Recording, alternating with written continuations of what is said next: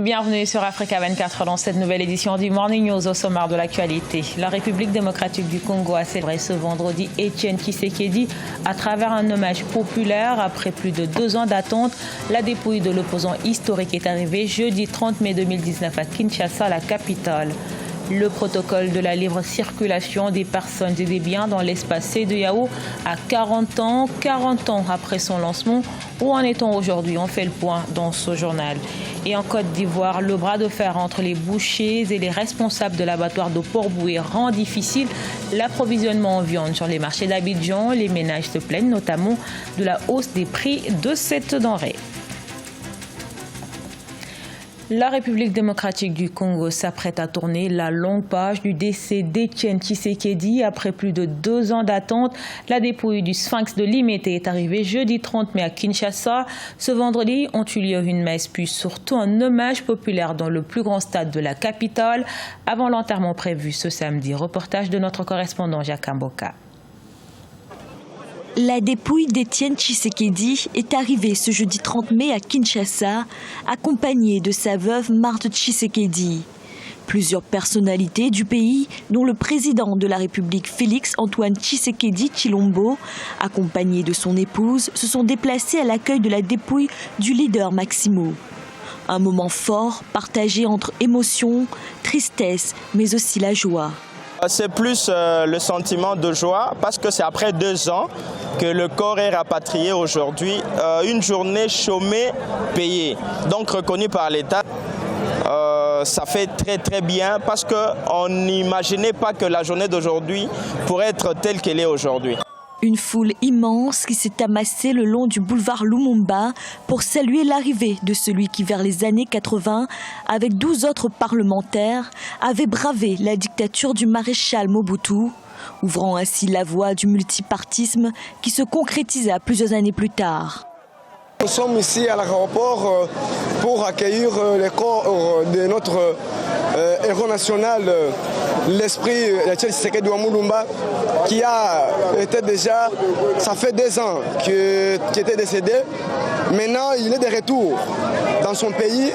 Plus de 4 heures avant d'atteindre son fief de Limete, le cortège d'Étienne Tshisekedi a drainé du monde comme du temps de son vivant. Le corps a été mis à la morgue de l'hôpital du Cinquantenaire.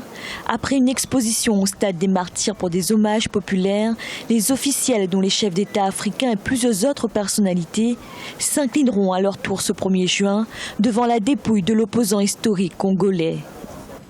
Vous l'aurez reconnu, c'est un sujet de notre correspondant commenté par Fanny Mounichi. Opération de sécurisation dans les villages de Gambula et de Noufou en Centrafrique. La construction de ponts en béton entreprise par les forces centrafricaines et onusiennes devrait faciliter leur intervention dans cette zone près de la frontière avec le Cameroun en proie à des groupes armés. Siamlo Victoria Sedji.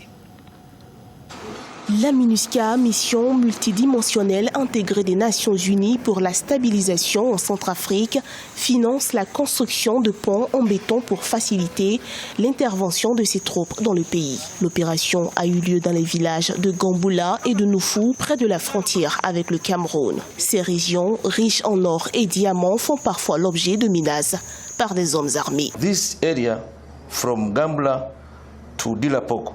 Cette région, de Gambula à Bilapoko, est recouverte d'une épaisse forêt et nos troupes ici travaillent avec des armements petit calibre de poids lourds, énormes, pour lesquels nous avons besoin de ponts en béton et ciment afin que nous puissions passer sans encombre de Gambula vers Bilapoko et de Bilapoko vers Noufou. La construction de ces ponts permettra aux forces centrafricaines et onusiennes une facile traversée des voies navigables assez rapidement et en toute sécurité pour atteindre les communautés. Les habitants se disent rassurés. Leurs activités pourront également aller bon train. Grâce au pont-là, la MINUSCA maintenant est basée au niveau de Dilapoko pour sécuriser la population. Donc s'il y a de quoi, même la MINUSCA peut demander le renfort par rapport à ce pont. On peut vite les secourir aussi. Donc le pont là, je vois vraiment une grande nécessité. Secouée par des conflits armés depuis 2013, la Centrafrique peine à retrouver la stabilité malgré les séries d'accords de paix signés entre le gouvernement et les rebelles. Le massacre de près d'une trentaine de personnes le 21 mai a fait planer le doute sur tout aboutissement de l'accord de paix négocié le 6 février 2019 à Khartoum, au Soudan. Il y a 40 ans, la communauté des États de l'Afrique de l'Ouest, CEDEAO, lançait le protocole de la libre circulation des personnes et des biens. Ce protocole permet aux ressortissants des pays membres de l'organisation sous-régionale de voyager sans visa. 40 ans après, la libre circulation est toujours de vigueur malgré les tracasseries policières. Reportage à Bamako de notre correspondant Mokhtar Bari.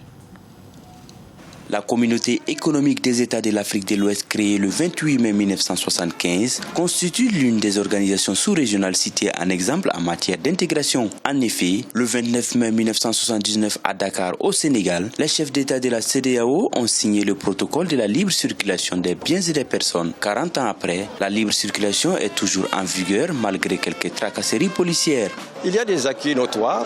La CEDEAO aujourd'hui est réputée comme étant l'organisation, la communauté économique régionale du continent la plus dynamique. Nous avons souhaité aujourd'hui s'arrêter un peu pour ensemble faire le bilan, voir ce qui a été fait et voir ce qui reste à faire. La CEDEAO, pour renforcer ce protocole, a mis en place le passeport CEDEAO en circulation depuis 2000, la carte brune pour les véhicules ou la carte d'identité biométrique dont le Sénégal est le seul pays à l'avoir mise en application. Cette circulation, peut-être théoriquement, elle est libre, mais au quotidien, les citoyens rencontrent beaucoup d'obstacles. Lorsqu'on regarde sur le plan juridique, sur le plan légal, presque tous les instruments sont en place. Mais il faut maintenant une application, un respect des textes qui pose encore deux problèmes. Pour lutter contre les tracasseries routières, la CEDEAO a mis en place une task force chargée de veiller sur l'application du protocole qui permet à une population estimée à 356 millions de circuler librement.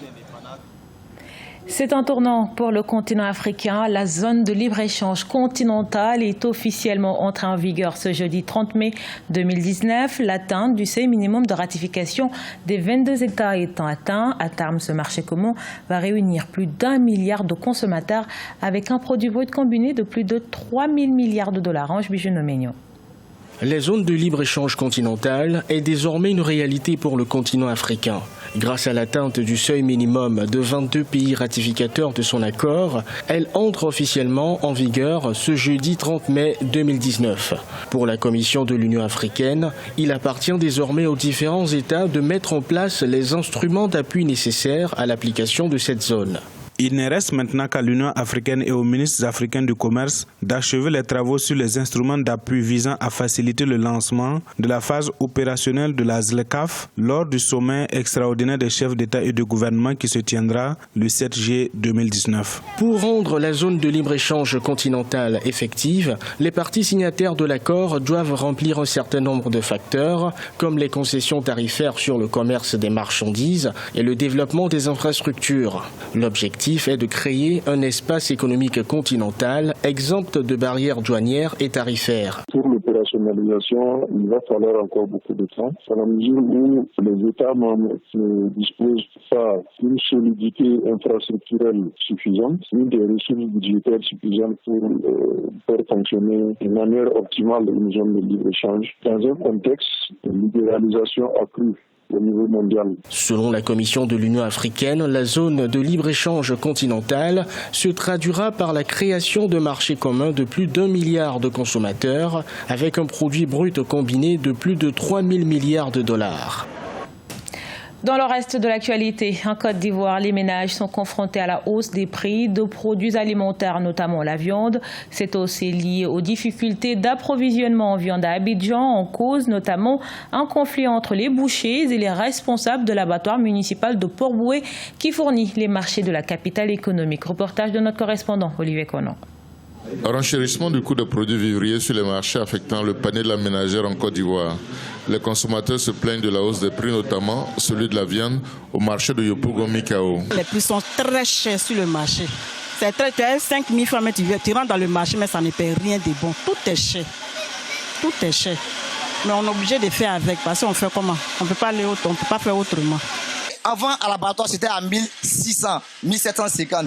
Mais avant que le carême ne commence, le kilo devient 1900, 1950. Bon, ici, un poids 1, ici, le transport est 3000 aussi souvent. Donc c'est pour cela qu'on en profite de faire le kilo à 2200. Les difficultés d'approvisionnement de viande sur les marchés, le résultat d'un conflit à l'abattoir municipal de Port-Boué. Les bouchers Chevilla dénoncent la hausse des taxes municipales.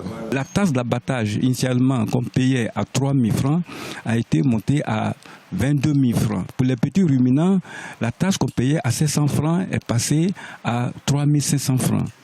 Il faut ramener ça au moins à 5 000 francs pour que les acteurs puissent s'en sortir. Les autorités, elles, parlent d'une rationalisation des taxes après la réhabilitation de l'abattoir. Nous avons tout juste demandé un transfert des frais qui sont liés à ces différentes activités, la contention, l'éviscération, le dépouillement, la fonte, le nettoyage des tripes, tout ça est fait sur la chaîne par des opérateurs, des acteurs qui ont été formés pour ça. Ceux qui enlevaient la peau percevaient 1 500 à 2 000 francs par animal. C'est tous ces coûts-là qui ont été calculés et qui ont été transférés sur la chaîne. En rappel, l'abattoir a une capacité d'abattage de plus de 1000 bœufs par jour. En 2011, la production nationale de viande était de 31 470 tonnes pour une consommation de 262 000 tonnes. En 2017, les importations de viande congelée s'élevaient à 111 000 tonnes. Ce journal a été réalisé par l'ensemble de la rédaction. Merci pour votre fidélité. Retrouvez dans un instant une nouvelle édition de l'actualité sur Africa 24.